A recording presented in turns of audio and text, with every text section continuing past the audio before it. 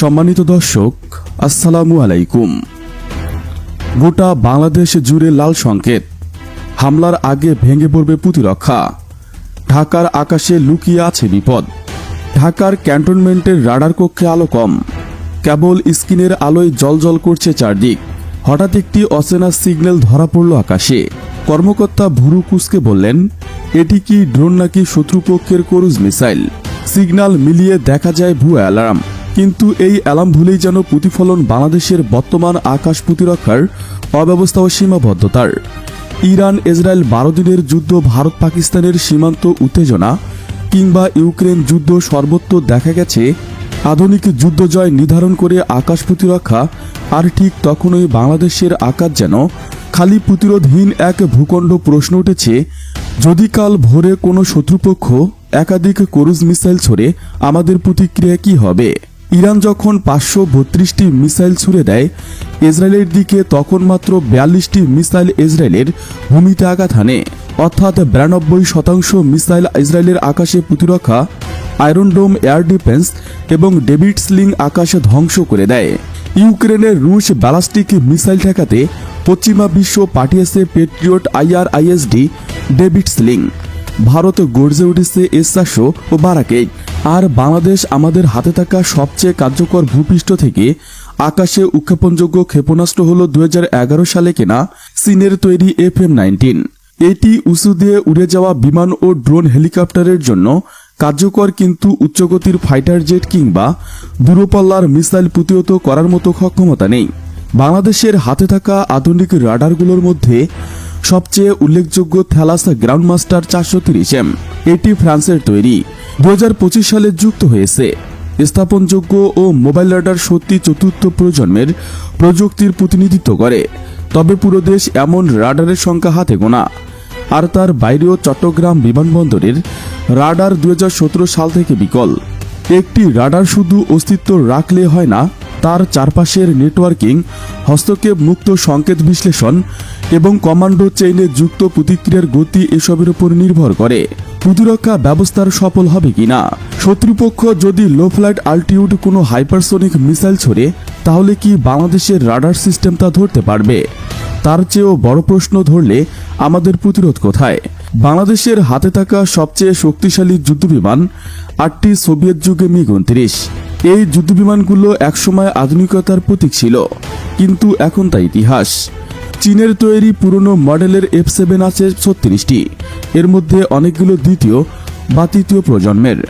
তারা যেমন রাডার অ্যাভাসিভ প্রযুক্তি মোকাবেলায় অক্ষম, তেমনি দীর্ঘমেয়াদী যুদ্ধ বা আধুনিক ডগ ফাইটে টিকতে পারে না।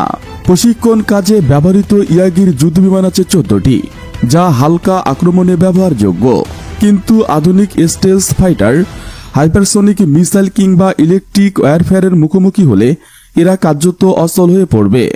বর্তমানে রাশিয়া, যুক্তরাষ্ট্র, চীন পঞ্চম প্রজন্মের যুদ্ধবিমান নিয়মিত ব্যবহার করে আসছেন। দক্ষিণ কোরিয়া ও তুরস্কের মতো দেশও ছুঁয়ে ফেলেছে সেই সীমা। আর বাংলাদেশ এখনও চতুর্থ প্রজন্মের স্থবির। এমনকি আমাদের নিজস্ব যুদ্ধবিমান উৎপাদন প্রকল্প তো দূরের কথা, বেসরকারি পর্যায়ে গবেষণা উদ্যোগও নেই। ফলে আত্মনির্ভরতার বদলে আমরা রয়ে গেছি সরবরাহ নির্ভর একটি বিমান বাহিনী হিসেবে। বাংলাদেশের ড্রোন বহরে আছে 44টি, এর মধ্যে 36টি স্লোভানিয়ার তৈরি ভ্রামর সোবর আই এবং 6টি তুরস্কের বাইরাক্তার TB2। এগুলো নজরদারিতে কার্যকর, তবে প্রতিরক্ষার জন্য সশস্ত্র ভেরিয়েন্ট খুব সীমিত। ড্রোন এখন যুদ্ধের নিয়ম বদলে দিয়েছে। ইউক্রেনের ড্রোন দিয়ে রাশিয়ার ট্যাঙ্ক ধ্বংস হয়েছে। গাজার ড্রোন দিয়ে হামাস প্রতিরোধ করেছে ইসরায়েলের সেনাবাহিনীকে। ভারত ইতিমধ্যে ইসরায়েলের হারপি এবং নিজেদের তৈরি রুস্তম 2 এবং সুইফট UAV ড্রোন দিয়ে সীমান্ত নজরদারি ও যুদ্ধ প্রস্তুতি উভয় আধিপত্য বিস্তার করেছে। মিয়ানমার তাদের সীমান্তে চীনার সহায়তায় সশস্ত্র ড্রোন মোতায়েন করেছে, যেগুলো রোহিঙ্গা ক্যাম্পের আশেপাশে নজরদারির পাশাপাশি আক্রমণেও সক্ষম। বাংলাদেশ এই দুই দেশের মাঝখানে, কিন্তু আমাদের প্রতিরক্ষায় ড্রোনের ব্যবহার এখনও পর্যবেক্ষণ সীমিত। প্রতিপক্ষ যদি একযোগে সশস্ত্র ড্রোন হামলা চালায়, তখন শুধু নজরদারির ড্রোন দিয়ে প্রতিরোধ সম্ভব নয়। বিশেষজ্ঞরা বলছেন, আধুনিক যুদ্ধক্ষেত্রে সশস্ত্র ড্রোন হচ্ছে গেম চেঞ্জার। বাংলাদেশের মতো সীমিত জনবল ও বাজেটের দেশে এগুলো চাহিদা আরও বেশি। কম খরচে উচ্চতর প্রতিরোধ গড়ে তুলতে হলে ড্রোন প্রযুক্তি ও নিজস্ব উৎপাদন ব্যবস্থা এখন জরুরি, না হলে আমরা শুধু প্রতিপক্ষের চোখে ওপেন এয়ার স্পেস হয়ে থাকব। বাংলাদেশের আকাশ প্রতিরক্ষা ব্যবস্থা অন্তত এমন হওয়া উচিত যাতে সমুদ্র সীমার 200 নটিক্যাল মাইল পর্যন্ত নজরদারি চালানো যায়। এটি শুধু ভূখণ্ড রক্ষা নয়, বরং দেশের অর্থনৈতিক ও কূটনৈতিক নিরাপত্তার জন্য অপরিহার্য। অবসরপ্রাপ্ত air vice marshal Mahmud Hossain কে আখ্যা দিয়ে বলেছেন, স্টাডিজ ব্লাউনেস হিসেবে তার মধ্যে এই দূরদর্শিতার অভাব আমাদের প্রস্তুতিকে শুধু দুর্বল করছে না, বরং ভবিষ্যতের সম্ভাব্য বিপর্যয়ের দিকে ঠেলে দিচ্ছে। বাংলাদেশে এখনো কোনো বিশ্ববিদ্যালয় মিলিটারি স্টাডিজ বিভাগ পর্যন্ত নেই। ভারত পাকিস্তানে যেখানে সর্বোচ্চ মেধাবীরাই প্রতিরক্ষা বাহিনীতে আসেন এবং বাংলাদেশে সেখানে প্রতিরক্ষা শিক্ষার প্রাতিষ্ঠানিক কাঠামো অনুপস্থিত। এছাড়াও সামরিক বিশ্লেষকরা বেসামরিক বিশ্ববিদ্যালয় ডিফেন্স সেক্টরের মধ্যে প্রায় শূন্য সমন্বয় বা বাংলাদেশকে নিজস্ব প্রযুক্তি উন্নয়ন ও ডিজাইন সক্ষমতা থেকে বঞ্চিত করেছে। চীন, তুরস্ক এমনকি মিশর পর্যন্ত নিজস্ব ক্ষেপণাস্ত্র ও ড্রোন উৎপাদনে এগিয়ে গেছে। আমরা এখনো আমদানি নির্ভর। সাবেক কর্নেল মোহাম্মদ সোহেল রানা বলেন, ডিফেন্সিভ থাকতে হলে শক্তিশালী হতে হয়।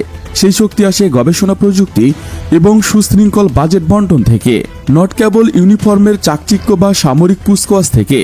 আজ যে দেশটি 10 শতাধিক স্কয়ার কিলোমিটার আকাশসীমা, সেখানকার প্রতিরক্ষা বাজেটের বড় অংশ যদি শুধু গ্ল্যামারাইজেশন বা আমলাতান্ত্রিক প্রদর্শনীতে ব্যয় হয়, তবে আগামী যুদ্ধ বাস্তবেই হতে পারে একতরফা।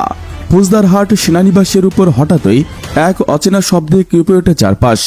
কমান্ডো কক্ষের স্ক্রিনে ভেসে ওঠে একটি দ্রুতগামী বস্তু, যার সংকেত মেলে না কোনো নথিভুক্ত বিমানের সঙ্গে। ঘুম চোখে কর্মকর্তারা দৌড়ে আসেন মনিটরের দিকে। এজন্য চিৎকার করে বলেন, এটি কি স্টেলথ ড্রোন নাকি ক্রুজ মিসাইল? তারপর মাত্র 3 মিনিটের মধ্যে জেগে ওঠে পুরো ঘাঁটি। ফৌজদারহাট, চট্টগ্রাম ও কক্সবাজারে থাকা প্রতিরক্ষা ইউনিটে পাঠানো হয় লাল সংকেত। আকাশে অজানা অনুপ্রবেশ, প্রস্তুত থাকুন। ঢাকার প্রতিরক্ষা মন্ত্রণালয়ের কনফারেন্স রুমে আলো জ্বলে ওঠে। চিফ অব এয়ার স্টাফ ফোনে কথা বলেন, আমাদের কোনো ফ্লাইট জোন কোথা থেকে কোন পর্যন্ত, ট্র্যাকিং চালু করো। 30 মিনিট পর জানা যায় এটি ছিল একটি কার্গো ফ্লাইট ভুল পথে ঢুকে পড়েছে। কিন্তু এই ঘটনায় যেন ঘুম ভেঙে দেয় সামরিক বেসামরিক সকল মহলের।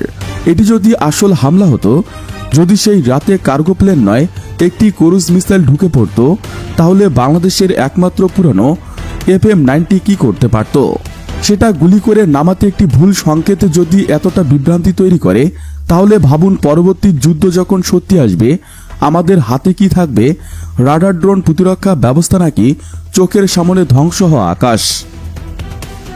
সুপ্রিয় বন্ধুগণ, আপনার মূল্যবান মতামত জানিয়ে দিন আমাদের কমেন্ট বক্সে। সেই সাথে আমাদের চ্যানেল সাবস্ক্রাইব করতে মোটেও ভুলবেন না, যাতে এমন সব গুরুত্বপূর্ণ বিশ্লেষণ আপনার কাছে পৌঁছাতে পারি। Thanks for watching my video. আল্লাহ হাফেজ।